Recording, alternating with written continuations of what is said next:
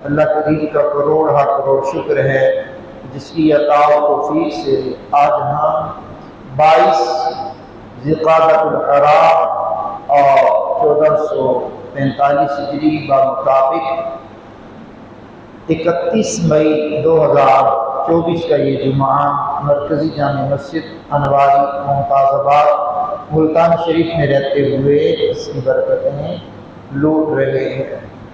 میرے سامنے قرآن کریم کی سورۃ البقرہ کی آیت نمبر 260 ہے، اور آج ہماری جو گفتگو کا موضوع رہے گا وہ یہ ہے کہ ذبح ہو کر زندہ ہو جانے والی پرندے۔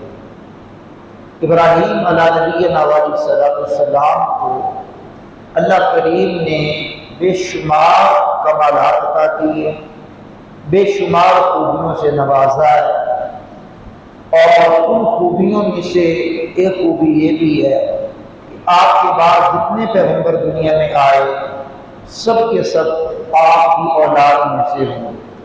ایک خوبی یہ بھی ہے کہ حج یادگار ابراہیم ہے۔ ایک خوبی یہ بھی ہے کہ قربانی یہ بھی یادگار ابراہیم ہے۔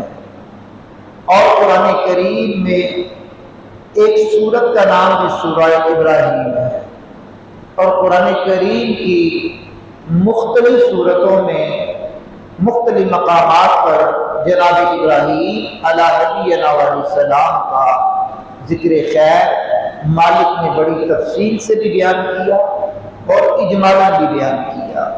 تو انہی صورتوں میں سے ایک سورۃ البقرہ ہے۔ سورۃ البقرہ کی آیت نمبر 260 میرے سامنے ہے۔ یہاں بھی مالک کائنات نے اپنے اس پیغمبر کا ذکر بڑے حسین انداز میں کیا ہے۔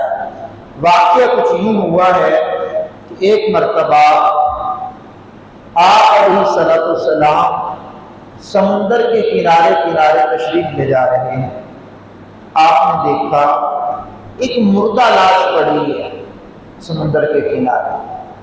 وہ جو مردہ لاش ہے جب پانی کی زور پڑتا ہے، پانی اچھل کر کے وہاں تک آتا ہے، تو پانی کے اندر جو مچھلیاں ہیں اس لاش کو نوچتی ہیں، اس کا گوشت کھاتی ہیں۔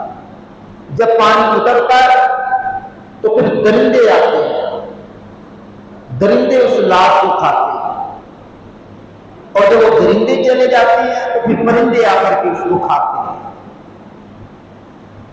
پرندے اس کو کھاتے ہیں۔ آپ کے دل میں خیال پیدا ہوا اور بار اللہ نے عرض کی، اللہ کریم میرے دل میں یہ بات پیدا ہو رہی ہے، یقین تو میرا ہے، یقین میں کمی نہیں ہے، یقین تو میرا ہے کہ تو مرنے کے بعد بھی زندہ کرے گا، لیکن یہ جو لاش ہے اس کا کچھ حصہ تو مچھلیاں کھا گئی، کچھ حصہ درندے کھا گئے، کچھ حصہ پرندے کھا گئے، کچھ حصہ زمین کے کیڑوں نے کھایا۔ تو ایک انسان کی اجزاء مختلف درندوں مختلف پرندوں کے پیٹ میں چلے گئے۔ اب مالک کائنات کو قادر مطلق تو ہے، اس میں شک تو نہیں ہے کہ تو مردوں کو زندہ کرے گا، جلائے گا مردوں کو، لیکن مالک میرے دل کو قرار آ جائے کہ تو مجھے بتلا کے مردوں کو کس طرح زندہ کرتا ہے۔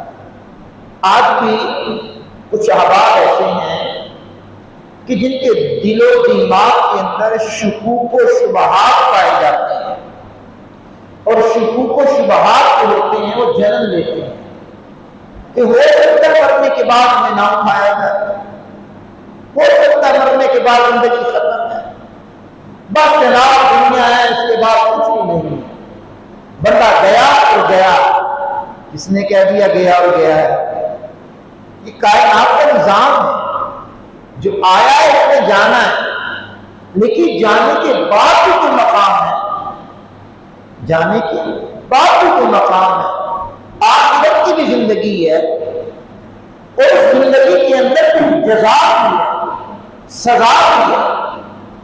یہ نہیں ہے کہ بندہ سانس نکلی اور گیا، اب گیا تو گیا ہی گیا، نہیں۔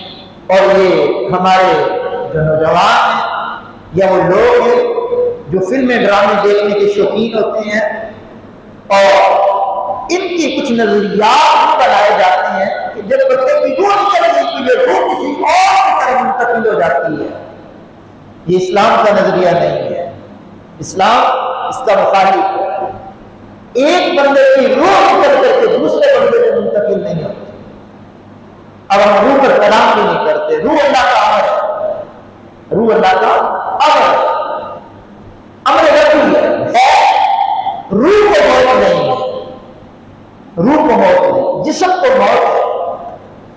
دو چیزیں ملی رہیں تو زندگی ہے، روح اور جسم آپس میں ملے رہتے ہیں تو زندگی ہے۔ یہ جدا ہو گئے تو روح کو بتا یہ نکلتی ہے، مرتی نہیں ہے، روح نکلتی ہے، مرتی نہیں ہے، اور جسم مر جاتا ہے، جسم مردہ ہو جاتا ہے۔ اب مردے کو دوبارہ زندہ کرنا ہے، یہ مالک کا کام ہے۔ بلکہ قرآن کریم کی اگر آپ سورۃ الحج پڑھیں گے یا دیگر مقامات میں جہاں زندگی موت کے فلسفے بیان کیے تو فرمایا کہ مرنے کے بعد تعجب کرتی ہو کہ مرنے کے بعد تمہیں اٹھایا جائے گا، تم انسانی اول کی تخلیق پہ غور کرو، اچھے انسانی اول کی تخلیق پہ غور کرنے کے بعد تم اپنی تخلیق پہ غور کرو، تمہیں پانی کی بوجھ سے جو قابل ذکر بھی نہیں ہے اس سے مالک کے کائنات نے تمہیں پروان چڑھا کر کے گوشت کا ریزہ بنایا، پہلے جمع ہوا بنایا، پھر گوشت کا ریزہ بنایا، پھر ہڈیوں کا پہناوا پہنایا، پھر تمہارے ماں کے پیٹوں میں تمہاری سورج بنائی، پھر تمہارے رزق دکھا، پھر ایک معیار گزری، پھر تمہیں پیٹ سے باہر نکالا، پھر تمہیں پروان چڑھایا، پھر کچھ جوانی تک پہنچے، کچھ بڑھاپے تک پہنچے، کچھ نکلنے تک پہنچے، پھر مالک کے کائنات نے تمہیں موت دی، پھر موت کے بعد تمہیں اٹھنا ہے، موت کے بعد تمہیں اٹھنا ہے، اٹھ کر کے باہر جانا ہے۔ فی یوم کان مقدارہ 50,000 سنہ، سورۃ المعارج کی آیت نمبر 4 کا حصہ ہے۔ قیامت کا ایک دن 50,000 سال کا دن ہوگا۔ دوبارہ بات کہیں اور طرف نہ نکل جائے تو بارے اللہ جناب ابراہیم خلیل اللہ علیہ السلام نے اس کے بارے یہ جو لاش پڑی ہے، کچھ مچھلیاں کھا گئی، کچھ درندے کھا گئے، کچھ پرندوں نے کھا لیا، کچھ زمین کے کیڑے مکوڑوں نے کھا لیا۔ ایک انسان کے اجزاء مختلف جانوروں کے پیٹ میں، پرندوں کے پیٹ میں چلے گئے، ان کو یکجا کیسے کرے گا، ایک جگہ کیسے کرے گا؟ یقین کرنا ہے، یقین کی کیفیت تو ہے کہ تم مردوں کو زندہ کرے گا، لیکن میری آنکھوں سے دکھا دے تو مردے کیسے زندہ کرتا ہے۔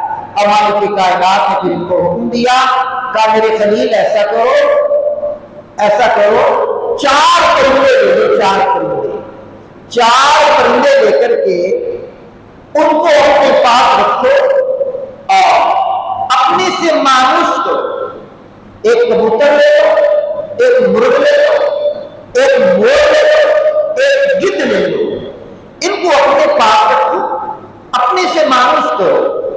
جب یہ آپ سے مانوس ہو جائیں، آپ سے مانوس ہو جائیں تو پھر ان 4 کو ذبح کرو۔ ان 4 کو ذبح کرنے کے بعد ان کے سر اپنے پاس رکھ لو، اور سر اپنے پاس رکھنے کے بعد ان 4 پرندوں کا قیمہ بناؤ۔ قیمہ بنانے کے بعد آپس میں مکسنگ کرو، مور کا قیمہ بھی بناؤ، کبوتر کا بھی بناؤ، مرغ کا بھی بناؤ، گدھ کا بھی بناؤ، آپس میں جب اس کو مکس کر لو پھر اس کو مختلف پہاڑوں پر ڈالو، دائیں آگے بائیں پیچھے مختلف جگہ پہ اس کو ڈال دو۔ اب جب ان کو مختلف جگہ پہ ڈال دو پھر ان کو پکارو، پھر ان مردہ پرندوں کو، ان کے قیمے کو پکارو تو پیارے ابراہیم پھر نظارہ کرنا کہ ہم اس قیمے کو پرندہ کیسے بناتے ہیں، اور پرندے میں جان کیسے ڈالتی ہیں، اور یہ پرندہ دوڑے گا کیسے، چلے گا کیسے، آئے گا کیسے، قیمہ اڑے گا کیسے، اپنی آنکھوں سے نظارہ کر لو۔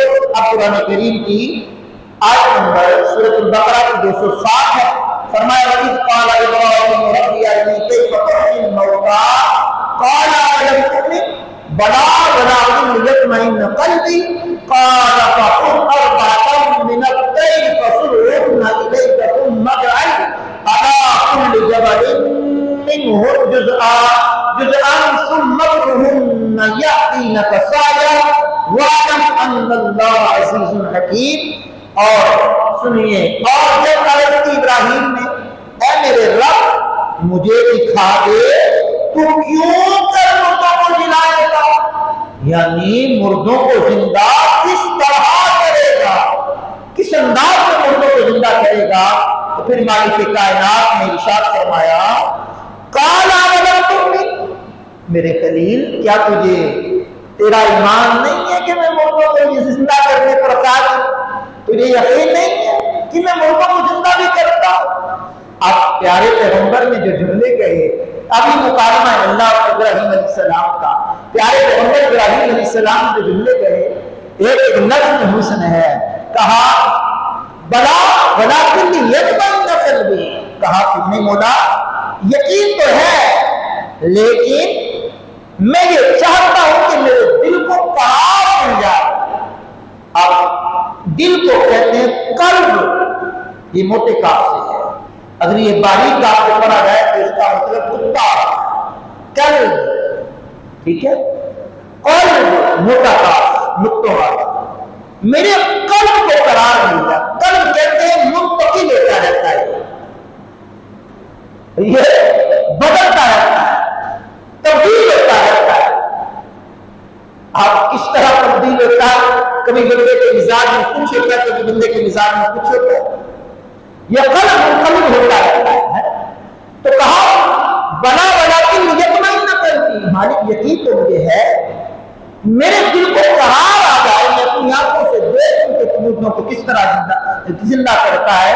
اب مالک کائنات نے فرمایا قال فخذ أربعة من الطير فصرهن إليك ثم اجعل على كل جبل منهن جزءا ثم ادعهن يأتينك سعيا، کہا پھر وہ جو پرندے آپ نے اپنے پاس رکھے تھے ان کو ذبح کیا، پھر ان کو قیمہ بنا لو، قیمہ بنا کر کے سر اپنے پاس کر لو، مختلف پہاڑوں میں ڈال دو، پھر جب ڈال چکو تو انہیں صدا دو، انہیں آواز دو، اس قیمے کو آواز دو، اللہ اکبر اللہ اکبر، پھر ان کو آواز دو، ٹکڑے پہاڑوں پر رکھ کر انہیں آواز دو، تو وہ تیرے پاس اپنے پاؤں سے چلے ہوئے دوڑتے ہوئے آئیں گے، دوڑتے ہوئے آ جائیں گے۔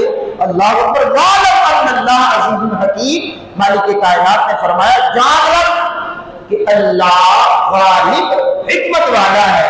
اب یہ سورۃ البقرہ کی آیت نمبر 260 میں جناب ابراہیم علیہ نبینا علیہ السلام کا یہ واقعہ مالک کائنات نے بیان فرمایا۔ اب آپ سماعت کریں گے تو آپ نے ایک ایک کا نام لیا، آپ نے ایک ایک کا نام لیا۔ اب سنیے، آپ نے جب وہ قیمہ نام لیا تو سب سے پہلے پکارا یا ایھا الدین، اے مرغ، وہ جو مرغ کا انہوں نے قیمہ کا وہ اڑا چاروں پہاڑوں سے آپس میں جمع ہوا،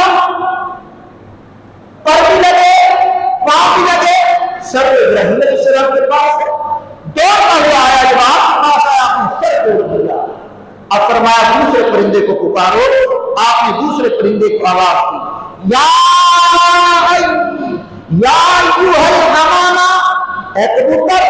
اب کبوتر کا قیمہ اسی انداز میں اڑا اور آپس میں جڑا اور پر بھی لگے، پاؤں بھی لگے، آپ کو قریب آیا تو آپ کو سر جوڑ دیا، اس کو بھی زندگی ملی۔ اب یا ایھا الناس، اے گدھ، اللہ اکبر، وہ بھی اسی انداز میں اس کا قیمہ اڑا، آپس میں ملا، قریب آیا تو آپ نے سر جوڑ دیا۔ پھر فرمایا یا ایھا الطاؤس، اے مور کا بھی قیمت پہاڑوں پر سے اڑا، آپس میں جمع ہوا اور پھر جمع ہو کر کے پر وغیرہ سارے لگے اور آپ کے پاس سر تک آ گیا اور آپ نے اس کو جوڑ دیا. اسی انداز میں یہ چاروں پرندے زندہ ہو گئے. آپ نے اپنی آنکھوں سے ان کو زندہ ہوتے ہوئے دیکھ لیا اور رب کی قدرت کا عین الیقین، علم الیقین تو تھا، عین الیقین ہو گیا کہ مالک ضرور تم کو زندہ کرنے پر قادر ہے. اب میرے بھائی کی زندگی اختتام زندگی نہیں ہے، بظاہر یہ ایک عالم کی موت، ایک عالم کی موت ہے. اس جہاں سے پہلے بھی ہم کہیں تھے، اس جہاں کے بعد بھی ہم کہیں ہوں گے، اور پھر اس جہاں سے بھی آگے منتقل ہوں گے. تو بھائی مرنے کے بعد اٹھنا، مرنے کے بعد زندگی، یہ جناب ابراہیم علیہ نبینا علیہ السلام کی مبارک ارشادات میں اور قرآن کریم کے مختلف مقامات پر یہ بتایا گیا کہ مرنے کے بعد کی زندگی بھی ہے. تو اس میں بطور خاص جناب ابراہیم علیہ نبینا علیہ السلام کا، کیونکہ ایام چل رہے ہیں آپ کا ذکر خیر کرنے کے، تو آپ کی ذکر خیر کے حوالے سے جو پرندوں کو آپ نے زندہ کیا اور وہ پرندے جو زندہ ہوئے، ان چار پرندوں کو آپ نے منتخب کیوں کیا؟ صوفیہ یہاں فرماتے ہیں، اہل تصوف یہاں فرماتے ہیں کہ بات یہ سب سے پہلا نقطہ یہ ذہن میں رکھیے گا کہ دنیا سے چلے جانے والے بندے کو یار کہہ کر کے مخاطب کرنا یہ شریعت کی مخالفت نہیں ہے. جس طرح یا رسول اللہ کہنا، یا علی کہنا، یا ابوبکر کہنا، یا عثمان، یا علی، یا عمر کہنا، یا غوث، یا خواجہ کہنا، تو دنیا سے منتقل ہو جانے والوں کو حرف ندا سے پکارنا یہ منع نہیں ہے. آپ کے قریب قبرستان ہے، آپ یہاں کہتے ہیں السلام علیکم یا اہل القبور، اے قبر والو تم پر سلام ہو، تم پر سلام ہو. تو یا ایھا المزمل، یا ایھا المدثر، یا ایھا الرسول، یا ایھا النبی انا ارسلناک شاہدا ومبشرا ونذیرا وداعیا الی اللہ باذنہ وسراجا منیرا. تو یا حرف ندا ہے، تو حرف ندا کو جب ہم نے حذف کیا، آپ اللہ کی اصل پڑھیں، اللہ کا مطلب ہے اے اللہ، یا اللہ کا مطلب ہے اے اللہ، یا اللہ کا مطلب ہے اے اللہ، اللہ کا مطلب بھی ہے اللہ. تو یا کے ندا کو حذف کر کے آخر میں میم مشدد کو لایا گیا تو بن گیا اللہ. تو اللہ اصل میں یا اللہ ہے، تو اللہ کے اللہ ہو کر کے اللہ کہہ کر کے پکارنا ہے، تو غیر اللہ کو اللہ کہہ کر کے پکارنا نہیں، وہ غیر اللہ ہے. لیکن غیر اللہ میں خلیل اللہ بھی ہے، حبیب اللہ بھی ہے. سبحان اللہ. تو بہرحال اللہ کے غیر تو ہیں لیکن اللہ کے یار، اللہ کے پیارے ہیں. تو انتقال کربلا کے بعد حرف ندا سے پکارنے میں کوئی مذائقہ نہیں ہے. بزرگان دین نے ایک اور بڑا پیارا نقطہ یہاں لکھا ہے، کہا سماعت کیجیے گا، ان چار پرندوں کو مالک نے ذبح کرنے کا کیوں کہا؟ اللہ اکبر، اللہ اکبر. مرغ جو ہے، مرغ، مور، مرغ اور کبوتر، گدھ، اس میں کیا ہے سنیے. مرغ میں کثرت کے ساتھ شہوت پائی جاتی ہے، شہوت کثرت کے ساتھ پائی جاتی ہے، بزرگوں نے لکھا ہے. تو فرمایا اس کو ذبح کرنے کا مطلب یہ تھا پیارے خلیل، اور مرغ کے گلے پر چھری چلا، گویا اپنی شہوت کے گلے پر چھری چلا. قربانی کے جانوروں کو ذبح کرنے والوں، اپنے مال اللہ کی راہ میں خراب کرنے والے لوگ، اپنے اعلیٰ سے اعلیٰ جانور اللہ کی راہ میں قربان کرنے والوں، کیا ہی حسین ذہن ہو کہ جب جانور پر چھری چل رہی ہو اسی وقت اپنے شہوت کے گلے پر چھری چل رہی ہو، شہوت کا گلا دبایا جا رہا ہو، شہوت بندے کو ابھار، شہوت بندے کو بدحواس کر دیتی ہے. اور یہ شہوت نے بڑے بڑے لوگوں کو تباہ کیا، حتیٰ کہ ولایت کے منزلوں پر بھی فائز ہوئے تھے جنہیں بلندیوں سے اتار کر کے امیر تباہی کے گھرے میں دھکیل دیا. یہ شہوت ہے جو بندوں کو قبر پر اتارتی ہے، یہ شہوت ہے جو زنا پر ادھار کی ہے، یہ شہوت ہے جو بددیانتی پر ادھار کی ہے، شہوت کے گلے پر چھری چلاؤ۔ تو مرد کے اندر شہوت پائی جاتی تھی، تو بزرگوں نے کہا اس کے گلے پر بھی چھری چلائی جائے۔ آگے فرماتے ہیں بات یہ ہے کہ جن کے اندر لالچ ہوتی ہے، حرص ہوتی ہے، تما ہوتی ہے، بندہ ہے نا بڑا لالچی ہے، بندہ بڑا حریص ہے، بندہ بڑی اس میں حرص پائی جاتی ہے، اس کی حرص تو ختم ہونے کا نام نہیں دیتی، حل من مزید، حل من مزید، اور اللہ اکبر۔ یہاں تک پیغمبر اعظم نے فرما دیا اگر بنی آدم کو سونے کی 2 بالیاں دے دی جائیں جس کے طرف دروازے، دیواریں، چھتے، فرش ٹوٹل سونے کا ہو، 2 بالیاں، کاجوریاں، پان، کشتے 2 دے دیے جائے مکمل سونے کے بھرے ہوئے ہو، تو فرمایا اولاد آدم تیسرے کی تمنا کرے گی وہ بھی مجھے مل جائے تو کیا بات ہے۔ فرمایا گیا اس کا پیٹ کمر کی مٹی بھرتی ہے، تو حرص، تما، لالچ یہ بندے کو بے شمار برائیوں میں مبتلا کر دیتی ہے۔ فرمایا صوفیہ نے اس لالچ کے گلے پر چھری چلا لو، کنار پسند بن جاؤ، اللہ کے دیے پر راضی رہو، اللہ کی تقدیر پر راضی رہو، اللہ کے فیصلے پر راضی رہو، اللہ کی تقسیم پر راضی رہو، جو مالک نے دیا میرا مقدر ہے۔ اس کی حلال کمانے کے لیے توجہ کرنا بری بات نہیں ہے، اسٹرگل کرنا بری بات نہیں ہے، اپنے حصے کا رزق کمانا چاہیے، اور زیادہ کمانے میں بھی کوئی کمال نہیں ہے، لیکن زیادہ کمانے میں اللہ اس کے رسول کی نافرمانی نہ ہو، دین کے احکامات کو کسے کچھ نہ ڈالا جائے۔ بہرحال فرمایا یہ دل کے گلے پر چھری چلاؤ، اپنی لالچ، تما، حرص، اور پھر فرمایا کبوتر جو ہوتا ہے اس کو اونچی اڑان پر بڑا غرور ہوتا ہے، میں بڑا اونچا اڑتا ہوں۔ آپ نے اونچے اڑنے والوں کو بھی دیکھا ہے، جب وہ پر کٹتے ہیں، پر جلتے ہیں تو گرتے کہاں ہیں؟ اب یہ جہاز کتنا اونچا اڑتا ہے جناب، لیکن جب کھائیوں میں گرتا ہے، پہاڑوں سے ٹکراتا ہے، جب برف کے ٹوٹوں میں جاتا ہے تو نام و نشان تک اس کا نہیں ملتا، لاشوں کی شناخت بھی نہیں ہو پاتی۔ تو جو جتنا اونچا اڑنے پر غرور کرتا ہے، مالک کائنات اس کے غرور کو بھی خاک میں ملاتا ہے۔ تو اس کے اندر کبوتر میں غرور یہ ہوتا ہے میری اولاد بڑی اونچی ہے۔ اب ہمارے یہاں بھی بندے کہتے ہیں میں بڑی چیز ہوں، میں نے کہا نا بھائی بڑی چیز تو تو نہیں ہے، ہاں اللہ کی فرما برداری کر کے تو بڑا بن سکتا ہے، عجز اختیار کر کے تو بڑا بن سکتا ہے، غرور کر کے تو بڑا نہیں بن سکتا۔ بندہ ہے تو بندہ رہنا ہی، آنے قاضی بندے بلے، اب مٹی دے اٹھے بدیا، کل مٹی دے تھلے، اتنا غرور نہ من، سامنے تاریخ بھی رکھ، بانٹنے والا بھی خیرات پہ آ سکتا ہے۔ اور روح نکلی تیرے بدا ہو تینو حق نہ لوندے ڈر دے، جنہ لے تو پاک کمائے کتھے نہیں ہو تیرے کر دے۔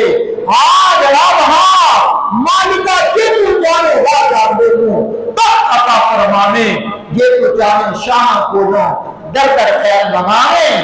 تو مالک ہے، اونچی اڑان پر غرور نہ کرنا، اپنے مال و دولت پر بھی غرور نہ کرنا، صحت پر بھی غرور نہ کرنا، اپنی جوانی پر بھی غرور نہ کرنا، عاجزی اختیار کرنا، عاجزی تو فرمایا گیا۔ پھر اس کے گلے پر بھی اونچی اڑان کے گلے پر بھی چھری چلائی گئی۔ پھر مور ہے، اس لوگوں کی خوبصورتی پر بڑا مان ہوتا ہے، میں بڑا خوبصورت ہوں، میں بڑا حسین و جمیل ہوں، لوگ میری خوبصورتی پہ مرتے ہیں، لوگ میری خوبصورتی کا نظارہ کرتے ہیں۔ تو یہ حسن جو ہے بالآخر ختم ہونے والا ہوتا ہے، سدا حسن بندے کے پاس نہیں رہتا، سدا جوانی بھی بندے کے پاس نہیں رہتی۔ جو سورج چڑھتا ہے اس میں غرور ہونا ہوتا ہے، جسے غرور ملتا ہے اس کو زوال میں آنا ہوتا ہے۔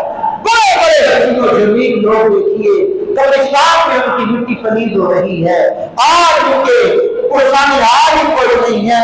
बड़ी बड़ी हसीनाएं दुनिया में थी, बड़े बड़े हुस्न के माहिर लोग दुनिया में थे, बड़े बड़े हुस्न वाले लोग थे, लेकिन कहाँ गए? जमीन के नीचे चले गए। तो फरमाया अपनी खूबसूरती के गले पर छुरी चलाओ, ये गुरूर भी तुम्हें ना आकर के दबोच ले, तुम्हें बात करते हुए कहीं बहुत आगे ना निकल जाओ। तो जनाब इब्राहीम अलैहिस्सलाम ने इन पंडितों को याद किया। सूरह बकरा की आयत नंबर 260 में मैंने मौजू बनाया, ज़बाह होकर के जिंदा होने वाले परिंदे, ये मालिक कायनात ने सूरह बकरा की आयत नंबर 260 में इनका जिक्र किया। तो कुर्बानी की अय्याम बिल्कुल करीब करीब है, मंडियों में गहमा गहमी है और जानवरों की खरीदो फरोख्त जारी है।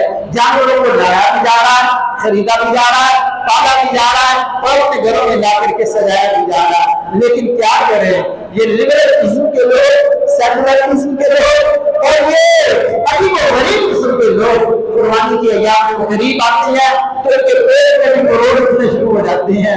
शियार इस्लाम पर ये ज़रबे लगाते रहते हैं, ये ज़रब लगाते, कुर्बानी करने में इतना पैसा तुम लगाते हो, किसी गरीब को दे दो। मैंने कहा पूरा साल तुम्हें याद नहीं आता, पूरा साल खावे के मजे लेते हो और जब ये कुर्बानी के अय्याम आती है या हज के अय्याम आती है या दीन इस्लाम के किसी अहम त्योहार में से कोई त्योहार आता है, दिन आता है, तुम्हारे पेट में बड़े उठते हैं, तुम्हें क्या हो गया? कुर्बानी से मना क्यों करते हो जनाबे वाला? कुर्बानी पर गौर कर लिया जाए तो मईशत का बहुत बड़ा हिस्सा इस कुर्बानी में मौजूद है। पूरे साल के जानवर पड़ते हैं, जानवरों को पालने में जनाबे वाला कितने लोगों को रोजी मिलती है। फिर ईद कुर्बान जब करीब आती है तो फिर कुर्बानी के जानवरों को ले जाने वाले कितने गाड़ियों वालों को रोजी मिलती है, कितने ड्राइवरों को रोजी मिलती है, कितने अड्डे वाले चुनी वालों को रोजी मिलती है, फिर कितने चारे वालों को रोजी मिलती है, फिर कितनी मार्केटों में मुख्तलिफ चीजें बनाने वालों को रोजी मिलती है, कसाब को रोजी मिलती है। फिर इससे भी आगे बढ़े, गरीबों को कितना रिस्क मिलता है। वो गरीब जो पूरा साल हकीकत में पेट भर करके गोश्त नहीं खा सकते, उनके रूप में भी गोश्त 3 दिनों तक कितना जाता है कि वो कहते हैं बस वो कुछ सुखा देते हैं, मरीजों की नजर कर देते हैं। लेकिन ये पूरी मुआशरे में मईशत को बहाल करने के लिए कुर्बानी अहम किरदार भी अदा करती है। तो कुर्बानी के जानवर जो ले चुके मुबारक हो, जो ले रहे हैं हिम्मत करें, जो हिस्सा डाल रहे हैं जरूर डालें। अल्लाह ने तौफीक दी है तो कुर्बानी की सुन्नत अज़ीमा को जरूर अदा करें। अर्श का मालिक आपने मुझे हिम्मत अदा करवाए कि हम सुन्नत खलीलुल्लाह भी अदा करें, सुन्नत हबीबुल्लाह भी अदा करें। अल्लाह ने चाहा तो अगला जुमा एक और मौजू लेकर के आपकी बात में हाजिर होगा।